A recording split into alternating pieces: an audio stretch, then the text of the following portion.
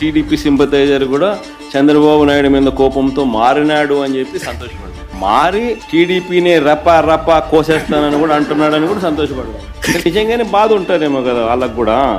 అన్ని పథకాలు ఎగరగొడతా ఉన్నాడు, అన్ని అబద్ధాలు అయిపోయినాయి, ఫీజు రీయింబర్స్మెంట్ లేవు, ఆరోగ్యశ్రీ లేదు, రైతులకు పెట్టుబడి సహాయం రావడం లేదు, గిట్టుబాటు ధరలు రావడం లేదు, మరో పక్క అబద్ధాలు మోసాలతో సూపర్ 6లు లేవు, సూపర్ 7లు లేవు. మరి ఆయన బతుకులు చిన్నాభిన్నం అయిపోయిన పరిస్థితుల్లో ఆయనలో మార్పు వచ్చింది. టీడీపీ యాక్టివ్ మెంబర్ అయినా కూడా వైసీపీలోకి తాను చేరి టీడీపీ వాళ్ళ మీద ఆయన ఆక్రోశం చూపిస్తూ గంగమ్మ జాతరలో పొట్టేళ్లు తలలు నరికినట్టు రపా అని నరుకుతానని చెప్పి ఆయన అంటానంటే దాని అర్థమైంది. మరి చంద్రబాబు నాయుడు అనే వ్యక్తి ఇంత మోసం చేస్తా ఉన్నాడు కాబట్టి ప్రజలు అంత కోపాన్ని చూపిస్తా ఉన్నారు. అందులో వాళ్ళ కార్యకర్తనే వాళ్ళ నుంచి మారి వైసీపీ కార్యక్రమంలో పాలు పంచుకుని టీడీపీ వాళ్ళను గంగమ్మ జాతరలో పొట్టేళ్లు తలలు నరికినట్ట రపా నరుకుతాను. మంచిది.